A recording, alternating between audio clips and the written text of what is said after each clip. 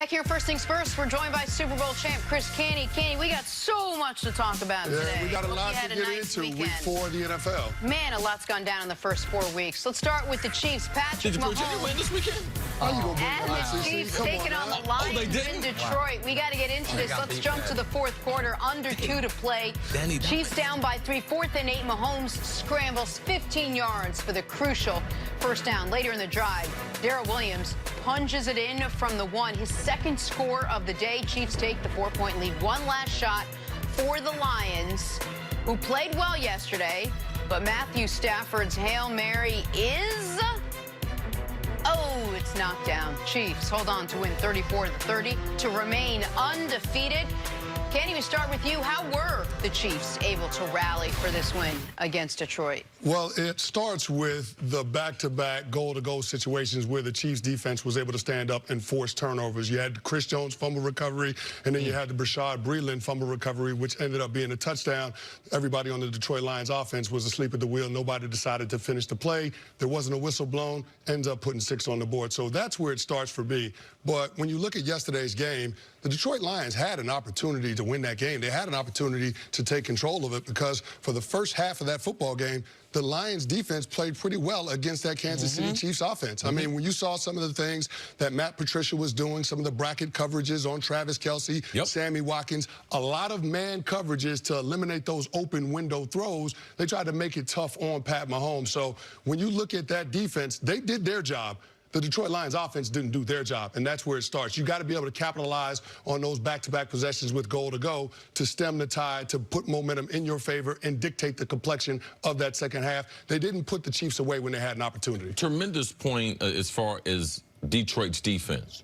And Matt Patricia, defensive coordinator in Kansas City, in New England, playing against Kansas City last couple years. You can believe he made a phone call. And that first half game plan looked a lot like the first half game plan New England has had against Kansas City in the 2 times that they were able to hold Patty Mahomes down. So that right there, that was very, very good. Detroit, I believe, is a better football team. That NFC North, I believe now might be the best division if Detroit is the worst team. Let's see what Minnesota is going to do. But tremendous, tremendous playmaking by the defense. I don't mind if you have a bad defense. If you're going to have a historic offense, you got to be either get to the quarterback or you got to be able to make plays. Force turnovers, interceptions, and fumbles. And in this game, those turnovers, what were they able to save them? If you give Patty Mahomes just enough, just like Aaron Rodgers in his prime, if you give him just enough time on that clock, they are going to march down the field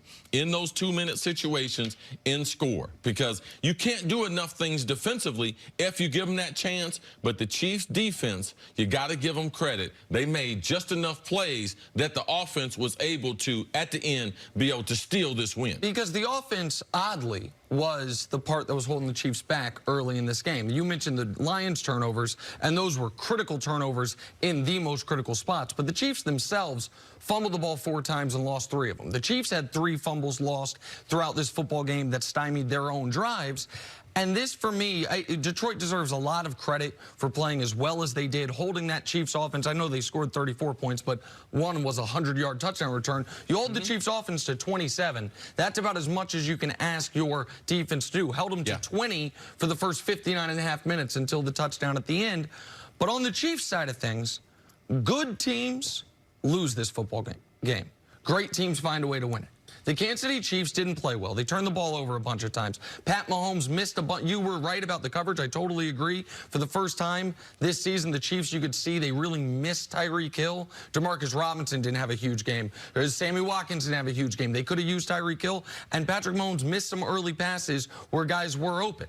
But you give them the ball back, 2.5 minutes left, down 3, even when they get to a 4th and 8.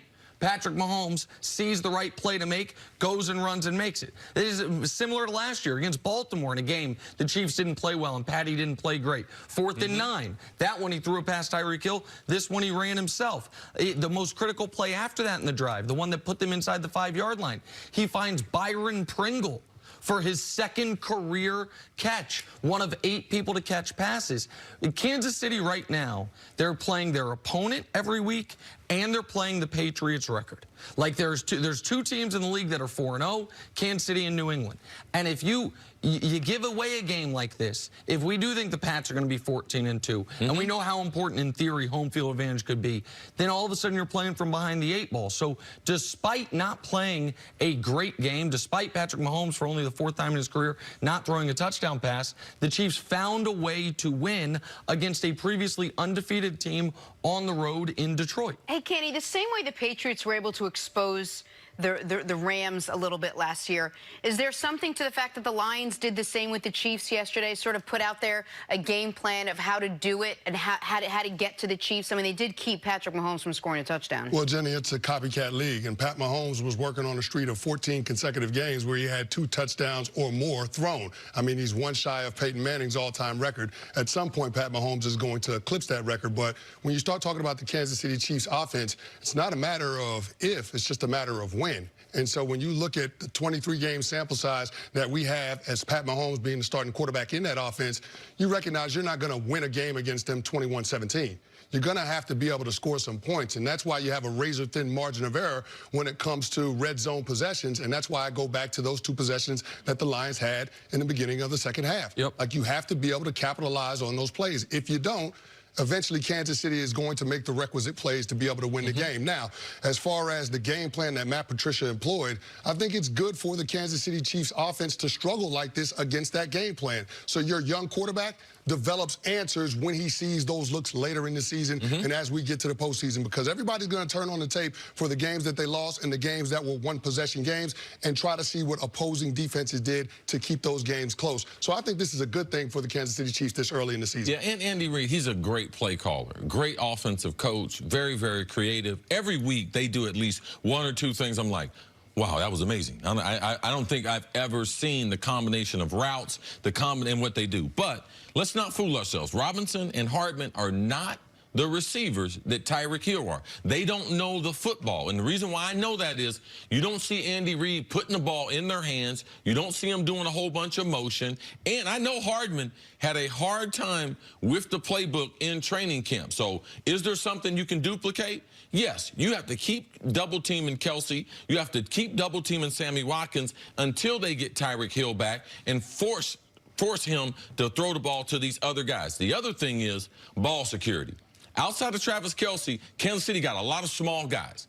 What you can see in Detroit, they were tackling the football. They weren't tackling the man. So ball security. Now they have Shady McCoy, one of the worst ball security football players I've ever seen, always carries the ball out here. You could see yesterday when they got the ball, these small receivers, Detroit, they were coming in trying to tackle and trying to punch the ball out. Very, very successful. So as far as something to watch going forward, duplication of that tape will go around the league, and you will see that try to be duplicated week after week after week, because these small guys, they're going to have the ball in their hands. They're going to be in space. You make such a good point. Good teams lose that game yesterday. Great teams find a way to win it. All right, that's Canty. just Kansas City team. So Sticking around, coming up. Did Baker and the Browns prove all their doubters wrong? Not all their doubters, probably most. That's next on First Things First.